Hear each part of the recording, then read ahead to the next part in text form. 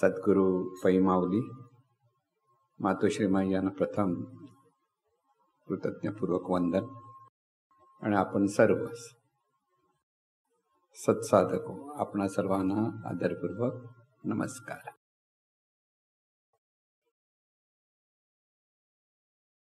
थोडा वाचूया, मग आपण त्याच्यावर मग साधना कशी करायची ते लक्षात घेता येईल आपल्याला. आतापर्यंत आपण जे लक्षात घेतलेलं आहे की हे जे चैतन्य स्वरूप आहे त्याच्यातून सर्व विश्व निर्माण झालं आणि प्रत्येक रूपामध्ये ही चैतन्य शक्तीच वास करते. म्हणजे जसं पाण्यातून बर्फ निर्माण झाला तर बर्फ म्हणजे काय असतं? पाणीच असतं ना. पाण्यात समजा बर्फ निर्माण होतो तर बर्फ म्हणजे पाणीच असतं. तसं प्रत्येक रूप म्हणजे मुळात चैतन्य स्वरूपच असतं.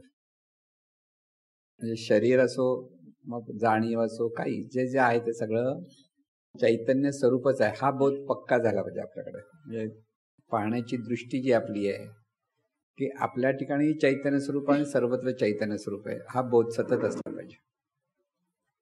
आणि हा बोध पक्का करायचा आपल्याला की सर्वत्र चैतन्य स्वरूपच आहे. हे ह्याला म्हणतात ज्ञान. आज आपल्याला ती दृष्टी पक्की नाहीये. पक्की नाही म्हणजे थोडा वेळ कधी कधी आपण हो म्हणतो आणि परत विसरतो. चहा घेताना किती जण श्वासाकडे लक्ष देत होते?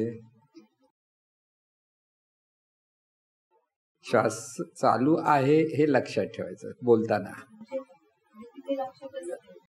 लक्षात घ्यायचं. लक्षात खिशात 500 रुपये आहेत, लक्षात असतात ना. दररोज बघतो किती 500 रुपये आहेत का, लक्षात असतं.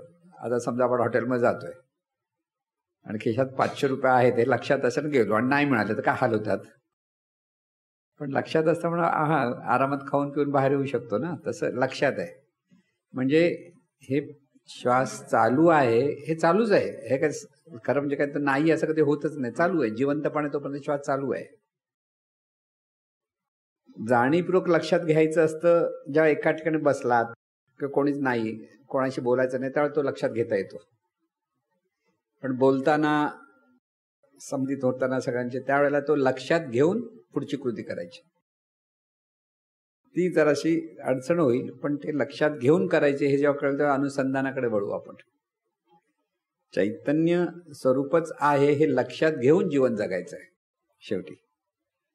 कारण चैतन्य स्वरूप म्हणजे शरीरच चैतन्य स्वरूप किंवा सगळे रूप दिसतं ते सगळे चैतन्य स्वरूपच. हे एकदा पक्क झालं की चैतन्य स्वरूप कुठे हा प्रश्न विचारता येणार नाही.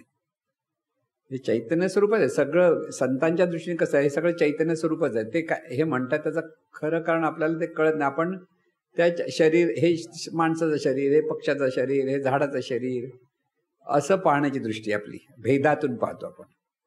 संतांची दृष्टी कशी आहे, ते सगळं चैतन्य स्वरूप आहे आणि ते त्या त्या नियमाने प्रगट आहे.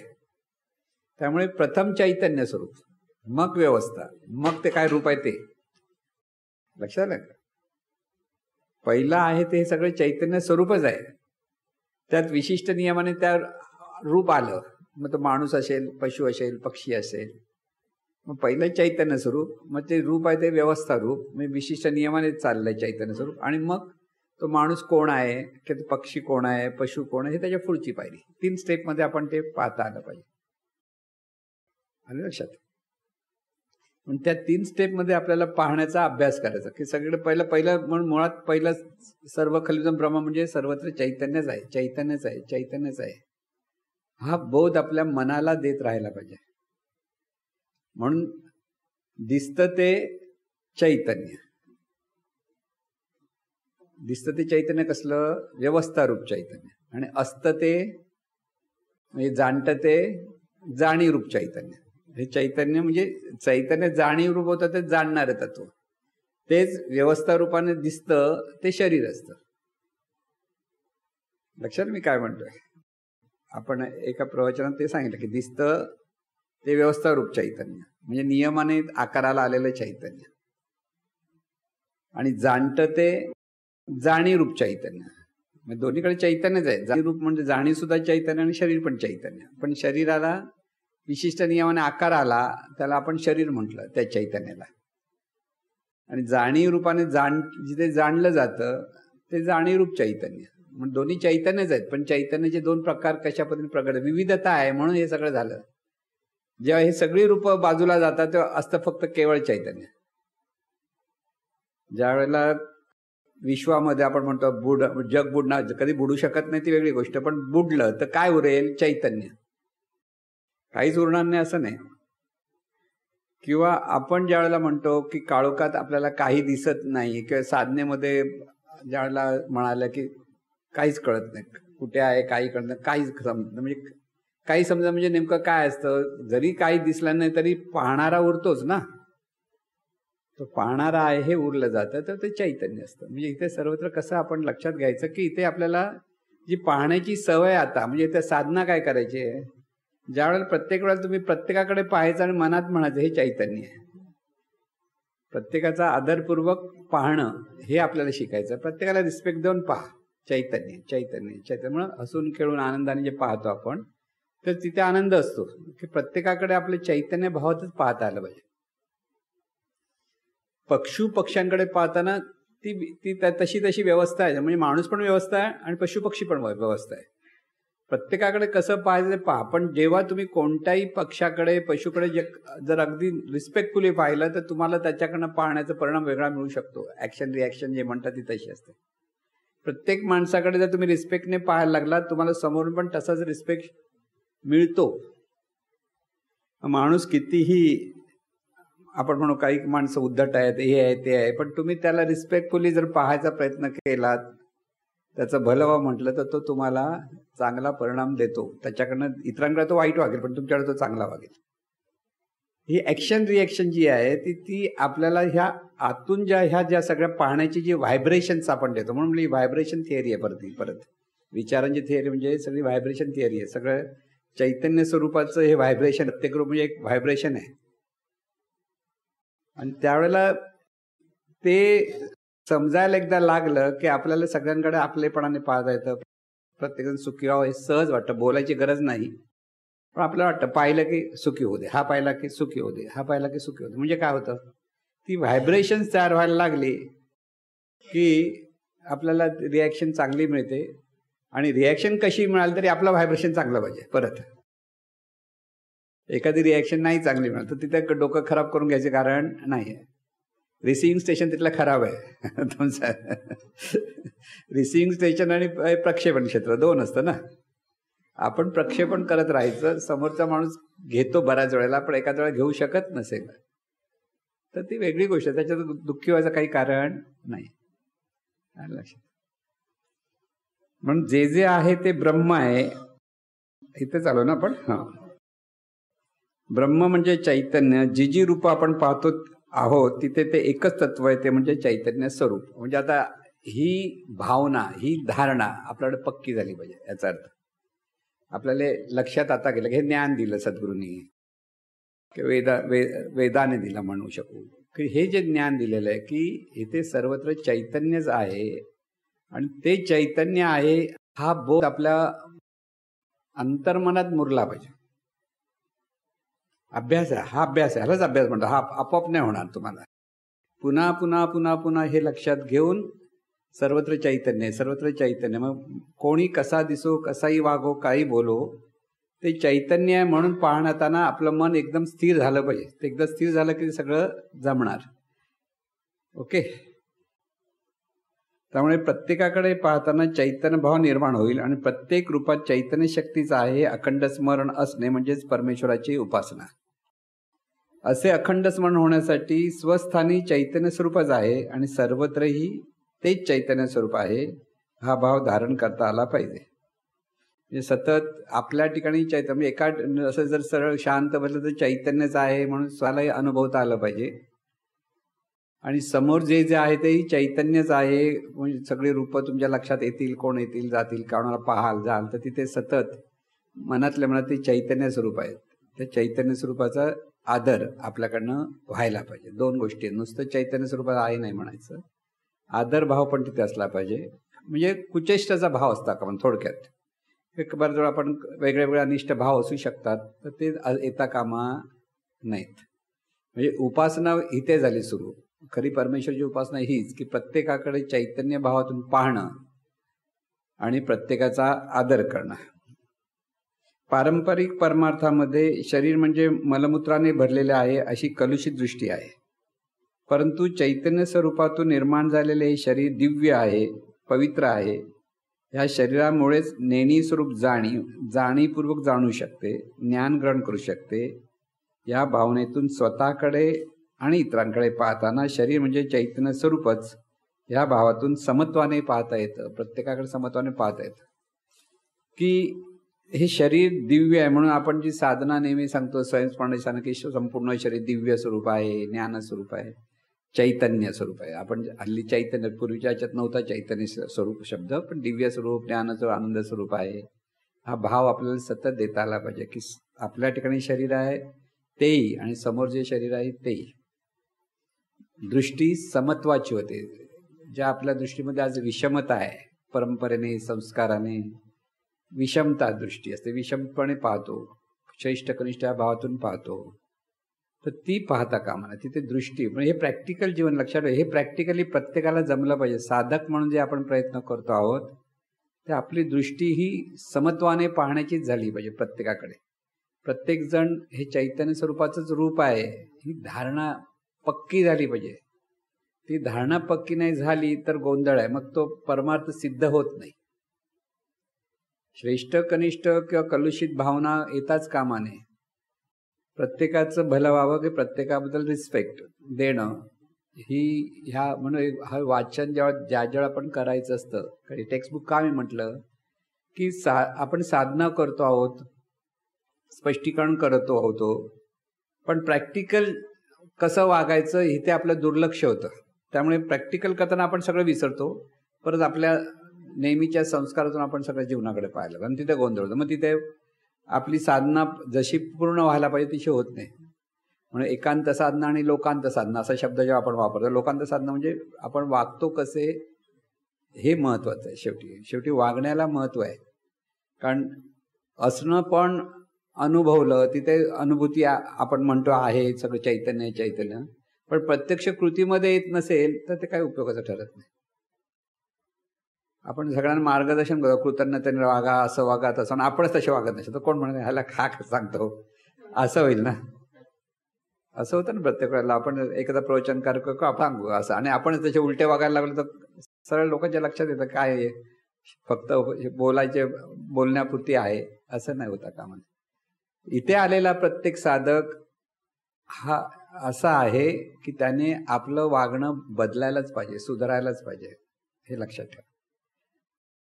सर्वांकडे समत्वाने पाहणं की चैतन्य भावातून पाहणं हे आजपासून मुरवायलाच लागा. प्रत्येकाच्या ठिकाणी चैतन्य शक्ती आहे. मनातल्या मनात सतत म्हणत राहा चैतन्य शक्ती आहे, भलं होते, चैतन्य शक्ती आहे, भलं होते, देवा तूच सर्व आहे, सर्वांचं भलं होत आहे, हे जे आपण म्हणतो तर त्याचा अर्थही तोच की सतत आपल्याला ते करून त्या समोरच्या व्यक्तीबद्दल रिस्पेक्ट आपल्या मनात सतत असला पाहिजे. तिथे ते चैतन्य ह्या भावातून लक्षात घ्या, तो देवभाव आहे. चैतन्य भाव हा देवभाव आहे. नुसतं म्हणून चैतन्य हा शब्द बऱ्याच वेळा आपल्या लक्षात येत नाही, देवभाव लक्षात येतो. समोर देवच आहे असं म्हणता येतं आपल्याला, पण देव आणि चैतन्य मधला जरा फरक आहे म्हणून आपण चैतन्य म्हणतो. जेव्हा ही दिव्यत्वाची जाणीव पूर्णतः आपल्याकडे येईल तेव्हा तिथे देवत्व प्रकट होतं. प्रज्ञाशक्ती, दिव्य प्रज्ञाशक्ती प्रकट होते म्हणजे काय होतं की जेव्हा प्रत्येकाबद्दल पाहताना तिथे देवत्वच आहे, चैतन्य म्हणजे देवत्वच आहे, हा ज्या भाव आपल्याकडे सतत चिंतनात यायला लागतो तेव्हा ह्या जाणीवेमध्ये देवत्व प्रकट व्हायला लागतं. म्हणजे ही साधना तेवढीच महत्वाची आहे, जेवढी एकांत साधना महत्वाची आहे तेवढीच महत्वाची. म्हणजे प्रत्येकाकडे पाहताना देवत्वानं, म्हणजे जेव्हा एखाद्याचा राग येतोय आपल्याला, त्याचा द्वेष वाटतोय की तुम्हाला असं आहे तसं वाटतं, त्याला डोळ्यासमोर आणा आणि तो देवच आहे. स्वतः अंतर्मनाला ते फीड करत बसा, त्याशिवाय ते जाणार नाही. का अंतर्मन झटकन देते, फेकून देईल तुम्हाला कुठल्या कुठे. का अंतर्मन कधी काय बोलेल आणि कसं काय वागेल हे सांगू शकत नाही. म्हणून कर्तुम अकर्तुम अन्यथा कर्तुम. मी म्हटलं ना, एखादा माणूस खूप चांगला वागतो आणि दुसरीकडे इतका विचित्र वागतो, म्हणून हाच काय तो माणूस, असं वाटतं ना बऱ्याच वेळेला. मी नेहमी उदाहरण सांगितलं की मी आमचं वर्कशॉप होतं त्यावेळेला घाटकोपरला, ते गोविंदराव म्हणून होते. गोविंदराव नव्हता, साऊथ इंडियन आहे, गोविंद शेठ म्हणायचो आम्ही त्याला, ते मोटर गॅरेज होतं त्यांचं. तेवढा खडूस पैशाचा हिशोब मागत बसत. जरा काय झालं की त्याचं ब्रेझिंग बिझिंग, आम्ही काय एअर कंडिशन दुकान आमचं होतं आणि त्याचं एक मोटर गॅरेज होतं आणि त्याकडे ब्रेझिंग सेट वगैरे सगळा होता. आमचा नवीन होता, आमच्याकडे ब्रेझिंग सेट नव्हता, आम्ही त्याकडे घ्यायचो. एक एक पैशाचा असा हिशोब करायचा आणि त्याच्या पाठी लागायचा. पैसे मिळायला लागलं की पैसा लाव. एकदा मी त्यांच्या घरी गेलो. तो घरी तो एवढा प्रेमळ माणूस, हा सगळ्यांना अगदी प्रेमाने बोलणं वाटणार नाही हा माणूस इतका खडूस आहे बाहेर. ही दोन पर्सनॅलिटी माणसाकडे कधी कधी असतात. कशी होतात त्या पद्धतीनं, त्या परिस्थितीत तो घरात प्रेमळ आहे अगदी, बाहेर अत्यंत म्हणजे लोकांना काही वेडवाकडं बोलायचा, काही करायचं पैशासाठी, असा होता. म्हणजे अशा पद्धतीने आपल्याकडे हे लक्षात येत नाही की आपलं एक कुठे चुकतं. त्याला ते त्याच्या दृष्टीने ते बरोबर वाटत असेल, पण तिथे चूक होतेच. कारण जेव्हा आपण दुसऱ्याला तुच्छ लेखतो तेव्हा तिथे जाणीवेची सुधारणा होऊ शकत नाही. एका ठिकाणी तुम्ही चांगले बघता दुसरीकडे चांगले बघितलं तरी तिथे होत नाही. म्हणून तिथे जाणीवपूर्वक आपल्याला हे शिकावंच लागतं. सोपं नाहीये. परत सांगतो, चुकलं तर क्षमा मागा असं सांगितलं तरी क्षमा मागायला जीव वर खाली होतो. कशी क्षमा मागायची? आणि दुसऱ्याचं चुकलंय म्हणून आपण त्याला माफ करा म्हटलं तरी माफ करत नाही. दोन्ही गोष्टी आपल्याला जमल्या पाहिजेत, तरच ते शुद्धीकरण आहे. म्हणून म्हटलं नाही, हे शुद्धीकरणासाठी मोकळं काय व्हा की हे जे सगळं माझं आपल्याला जे वाटतं त्याच्यापासून आपल्याला मोकळं झाल्याशिवाय ते होणार नाही. आपण चांगलं कार्य करतो आहोत तर चांगलं कार्याचा परिणाम आपल्याला चांगला मिळेल, पण वाईट कार्य केलं त्याचा पण वाईट परिणाम मिळतो. दोन्ही बाजूने आपल्याकडे होत असतं. आणि म्हणून इथे सतत समदृष्टी पाहिजे प्रत्येकाकडे पाहताना. प्रत्येक जण आपापल्यापरीने वागतच असतो. परत लक्षात ठेवा, प्रॅक्टिकल जीवन जगतच नाही. फार कठीण का पडतं? ऑफिसमध्ये किंवा स्टेशनवर किंवा समाजामध्ये, संस्थेमध्ये, कुठे घ्या, प्रत्येक व्यक्ती ही प्रत्येक वेगळीच वागणार. तुम्ही अभ्यास करताय, तुम्हाला माहिती आहे, त्यांना माहीत नाही. हे पहिले लक्षात ठेवायचं. समोरच्याला माहीत नाही, मग तुम्हाला कसं वागायचं तुम्हाला कळलं पाहिजे ना. सतत सर्वत्र ही ईश्वरी शक्तीच नांदते, चैतन्य शक्तीच नांदते. हे आपल्या डोक्यात पक्क बसलं पाहिजे. डोक्यात पक्क बसलं म्हणजे कुठे? अंतर्मनात. आपले शरीर चैतन्य स्वरूप आहे. जिवंत राहण्यासाठी जो श्वासोच्छ्वास आपण घेतो तोही चैतन्य स्वरूप आहे. जे जाणणे चालू आहे तेही चैतन्य स्वरूप आहे. ह्या शरीराला पाण्याची आवश्यकता असते, ते जलतत्वही चैतन्य स्वरूप आहे. शरीराला विशिष्ट तापमान लागते, ते तेजतत्व सुद्धा चैतन्य स्वरूप. आणि ह्या शरीराला अन्नाची सुद्धा आवश्यक असते, ते अन्न म्हणजे पृथ्वी तत्व सुद्धा चैतन्य स्वरूपच. म्हणजे प्रत्येक रूप जर पाहिले त्या रूपाच्या अस्तित्वाला पंचमहातत्वांची आवश्यकता आहे. जिवंत शरीराच्या ठिकाणी ही पंचमहातत्वे असतात. शरीराच्या प्रत्येक पेशीमध्ये जिवंतपणा असतो. त्याहून अधिक ह्या शरीराच्या ठिकाणी जाणणेपण आहे, त्याला जाणीव म्हणतात. हे जाणणारे तत्व संपूर्ण शरीराला व्यापून आहे. मनुष्य मी म्हणतो ते मी कोण म्हणते? हे जाणणारे तत्व मी म्हणते, शरीर मी म्हणत नाही. अशा चिंतनातून परमेश्वराचा वेध आपल्याला घेता येतो. असे चिंतन, असा परमेश्वर वेध जोपर्यंत आपण घेणार नाही तोपर्यंत खरा परमेश्वर कळणार नाही. म्हणजे चैतन्य स्वरूप कसं आहे? शरीराकडे बघितलं तरी आपल्या शरीर पाहिलं ते चैतन्य स्वरूप, श्वासाकडे बघितलं तरी चैतन्य स्वरूप, डोळा कान नाक काही बघितलं तर ते नेमकं काय? चैतन्य स्वरूप. श्वासाकडे बघताना पाणी म्हटलं तरी चैतन्य स्वरूप, अन्न म्हटलं तरी चैतन्य स्वरूप. जे जे आपण पाहतो ते सगळं चैतन्य स्वरूप आहे. तुम्ही ज्या घरात राहता तेही चैतन्य स्वरूपच आहे. सगळं भिंत सुद्धा चैतन्य स्वरूप आहे. म्हणजे काय नाहीये तेव्हा भिंतीचा काय उपयोग आहे तुम्ही म्हणाल? तुम्ही चांगली व्हायब्रेशन ठेवा, चांगले विचार करा, उपासना यत्न करा, प्रार्थना म्हणा, तिथून व्हायब्रेशन तुम्हाला चांगली मिळायला लागतात. हे शास्त्र आहे. वास्तुशास्त्र म्हणतात. वास्तुशास्त्र म्हणजे कोण बिनला ते शास्त्र नाही. आपण सांगतो ऍक्शन रिॲक्शनचं शास्त्र आहे. चैतन्य आहे आणि त्या चैतन्याला तुम्ही ज्या पद्धतीने फीड करता त्याप्रमाणे तुम्हाला त्याच्याकडनं रिॲक्शन येत जाते. असं आहे. म्हणून सर्व आहे ते चैतन्य. चैतन्य कुठे नाहीये? A to Z काही म्हटलं तरी ते सगळं चैतन्य स्वरूपच आहे हा भाव तिथे आपल्याला सतत धरता. म्हणजे हे पटवून घेण्यासाठी आपल्याला हे सगळं पुन्हा पुन्हा आपण का सांगतो आहोत की इथे हे शरीर म्हणजे चैतन्य स्वरूपच आहे, की दुसरं शरीर म्हटलं तरी चैतन्य स्वरूपच आहे, तिथे काही त्याच्यात फरक नाही. रूपाच्या अपेक्षेत आपण एकमेकाला वेगळे ओळखतो, पण मुळात आपण सर्व एकाच चैतन्य स्वरूपाची रूप आहोत. हा बोध पुन्हा पुन्हा घट्ट धरला तर परमार्थाची सुरुवात. देवपूजा विपूजाची जो परमार्थ लोक समजतात तो परमार्थ नाही सांगत आहे.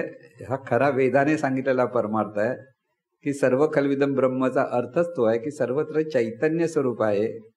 आणि मी म्हणणारही चैतन्य आणि समोर दिसणारं प्रत्येक वस्तू मात्र चैतन्य. म्हणून जाणते ते चैतन्य, दिसते ते चैतन्य आणि असते ते चैतन्य, तिन्ही गोष्टी एकाच चैतन्य स्वरूपातून प्रगट आहे. रात्री झोपताना चैतन्य स्वरूपच आहे. चैतन्य असा घोषा करत झोपा म्हणजे काय, झोपेत सुद्धा चैतन्य स्वरूप यायला पाहिजे. कळलं? म्हणून हा जो बोध आहे हा पक्का झाला पाहिजे. म्हणजे परमार्थाची जी सिद्धता आपण म्हणतो की परमेश्वराचा वेद, परमेश्वर म्हणताना असा परमेश्वर आपल्याला माहिती होता का कधी? आपल्याला परंपरेने परमेश्वर बाबा गणपतीचे दिवस आले, गणपतीची मूर्ती आणली, पूजा अर्चा केली, परत बुडवला की झालं, असं होतं. की कृष्ण जयंती आली, सगळे साजरे करतो आपण, करू नये असं पण नाही, पण चैतन्य भावातून ह्या सगळ्या गोष्टी करता आल्या पाहिजेत. ऋषी मुनीने हे सगळं खरं केलंय ते चैतन्य स्वरूप आहे हे कळण्यासाठी केलेलं होतं, पण तिथे परत मार्गदर्शन न मिळाल्यामुळे समाज भलतीकडेच व्हायला गेला. तुम्हाला गणपतीची मूर्ती आणायची की न आणायची? आणायची वाटली तर आणा, नाही आणायची तर नाही आणा, काही फरक पडत नाही. तिथे गणपती कोपणार नाही, काय ना, कोपेल ते आपलं मनच, मनात भीती वाटली तर कोपलं, असं आहे ते. म्हणजे इथे सगळ्या बाजूनी. आणि मग इथे परत लक्षात ठेवायचं, तुमच्या घरी सत्यानाची पूजा करणं चांगलं की असा अभ्यास वर्गात जाऊन बसणं चांगलं? प्रायोरिटी कोणाला द्यायची? अभ्यास. नाही तर काही लोकांना वाटत नाही आमच्या घरी अभ्यास आहे, सत्यानाची पूजा आहे, केलीच पाहिजे. प्रायोरिटी कुठे द्यायची हे परत कळलं पाहिजे. प्रायोरिटीला महत्व कशाला आहे? ज्ञानाला महत्व आहे. बाकीच्या गोष्टीला महत्व त्या लेवल नाही, देऊ नये असं नाही, पण पहिली महत्व म्हणजे हे ज्ञानच आपल्याला, ह्याच्यातून आपल्याला पाहता आलं म्हणजे हेच महत्वाचं आहे. इथे झालं तर आपली सुधारणा आहे, इथे जाणीवीची सुधारणा आहे, दुसऱ्या गोष्टी सुधारणा होऊ शकत नाही. म्हणून किती पूजा घातल्या तरी सुधारणा होणार का? नाही होत. आता गेले गंगेला, किती वेळा अमृत कुंभ आता जाते, पण रोज जाऊन आंघोळ केली म्हणून काय पवित्र होणार आहेत का? तसं नाही होऊ शकत. त्यात संबंधच नाही, जाणीवीचा संबंध त्याच्याशी नाहीये. हे लोकांच्या कुठे लक्षात येतं? कोण त्र्यंबकेश्वरला जातं, कोण कुठे जातं, सगळीकडे बघायला जायला हरकत नाही, पण त्याच्यामुळे आपल्याला काहीतरी खूप पुण्य मिळणार की त्या देवतेचा खूप आपल्याला आशीर्वाद मिळणार, अशी ही जी कल्पना आहे माणसांच्या ठिकाणी. आणि बरं, ते कल्पनेतून तिथे चांगले वागले तर चांगलं होईल. तिथे कल्पना एखादे करताना दुसऱ्याला वागत नाही चांगले, तर कसं होणार? म्हणून सर्वत्र चैतन्यच आहे हे इतकं दृढ झालं पाहिजे. आणि त्याच्यातून प्रत्येकाकडे पाहण्याची दृष्टी आपली आदरपूर्वक पाहण्याचीच झाली पाहिजे. हे परत लक्षात, म्हणजे नुसतं चैतन्य म्हणून उपयोग नाही, तर सगळं आदरपूर्वक आपल्याला ते पाहता आलं म्हणजे तीच परमेश्वराची उपासना आहे.